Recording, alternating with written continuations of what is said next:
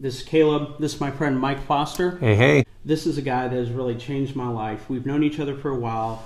He did a strategic wholeness plan for me and also a refresher of that a couple years later. Yep. When I think about grace, there are different people I think of. Mike Foster is one of the people that I think of. We're just going to get into it. Let's do it. Y'all get ready to get uncomfortable. We talk about grace. Even some people who are more reformed in their theology will talk about the doctrines of grace. But when it comes down to it, the way we treat other people, it's just not very gracious. Why is that? You can have doctrines of grace, you can have theologies of grace, you can sing songs about grace, but until it actually has impacted and transformed your own story and your own brokenness, and you deal with your own crap, it's just a nice idea. And I think that's what's sort of missing in terms of some of the expectations, is that we have people who understand it from an intellectual, theological point of view, but have never crashed into this amazing radical grace that God offers us. If you don't have $20,000 in your bank account, it's going to be impossible to write a check for $20,000 and give it away to somebody. And I think most of us are just dealing with a scarcity of grace in our own lives, in our own receiving of it. We know about it, but it's never gotten into the deepest, most broken parts of our own story. So we find it hard to give it away because we don't actually possess it. I found that some of the most legalistic people are really hiding sin. And they're hiding skeletons in the closet, and they're hiding brokenness that if they would just reveal it, they could heal from it. They can't give into grace because they don't have that grace for themselves, so legalism points the finger at somebody else. Have you found that to be true? Totally. Legalistic religion is actually a great coping mechanism for those who struggle with real shame. It totally feeds that performance, the perfectionism, the I can do something to be in control. The thing that Jesus invites us into is this place of surrender, love, grace. I mean, legalistic religion always works great for anybody who actually has some really deep pain and some really deep shame in their own stories. And that's why I don't really get I don't get angry at legalistic, judgmental people. I actually know what's going on in their story. They're not willing to deal with it. They're not willing to face it. I think maybe one of the reasons why grace is so hard to really internalize to our fullest capacity is because we have to acknowledge that we are powerless, that we are limited. I don't think our pride likes that. And so legalism, it just kind of sneaks in there, right? And it kind of gives you that sense of accomplishment. There's sort of two frameworks that we work and live our lives in. There's sort of the fear framework or the love framework. The fear framework is always going to, out of fear comes control. So as long as we can be in control of our religion, control of who's in, who's out, controlling God's point of view of what he thinks about certain things, we feel safe and good. The love framework, there's sort of this sense of surrender. It's like, if I'm operating from love, I'm going to allow God to actually deal with whatever the issues might be in people's lives. My role is to love people. My role is to encourage, bring light into the world, be salt and light.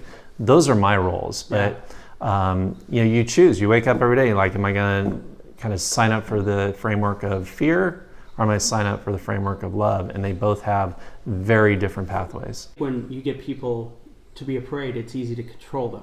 Legalism does that.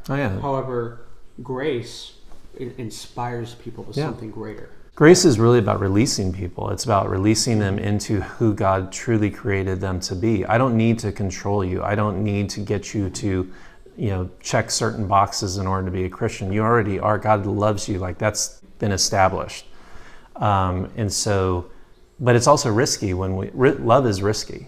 Absolutely. Grace is risky, and so when you will get hurt. You'll get hurt. People will do stupid things. They won't do it the way you thought they would do it. But again, I'm giving up the control to sort of define those outcomes or to control those outcomes, and really actually allowing God to do that work. You really don't have control over those outcomes at all. I mean, that's what, after doing this work for almost 2 decades now of counseling, coaching, working with people in terms of their own brokenness, it's self-evident to me, and it is crystal clear to me that I have very, very little control over people. I can influence in terms of encouragement, being loving to people, being present with people, holding sacred space for people, but at the end of the day, it's their choice in terms of how they show up and live their lives. Some people have told me, Caleb, you preach grace so much that there's not truth. And I say, that's absolutely false, because you can't have grace without truth, and you can't have truth without grace. And if you remember, at the beginning of this episode, with what we were talking about, Mike said, you got to deal with your own junk. How is that not truth? Right? And grace allows you to really look in the mirror and see the truth. Yeah. But also see the truth of who you can be. You can't have just grace. You can't just have truth. I always like to use the words of it's like 1,000% radical acceptance. It's acceptance of God's love. It's acceptance of my past. It's acceptance of my brokenness. It's 1,000% radical ownership and radical responsibility. And so the sense of like, I've got to do my work. I've got to make the changes in my life, but they go hand in hand. And I think sometimes the problem, we talk about tough love with people, and we talk about truth and grace, and it's sort of like, well, how much truth, how much grace, how much tough, how much love? In my own life, I'm going to live with incredible amounts of, compassion and radical acceptance of who I am and my mistakes and my brokenness. But I'm also realizing that nobody else is going to do it for me. I have to decide I don't want to be addicted to this drug anymore. Right. I have to decide I don't want to participate in these activities anymore. We learn by pain, usually. So that's usually when we make the choice to be responsible. Or if we could just say, you know what, I desire what God desires for my life, and I want something good. I want to thrive.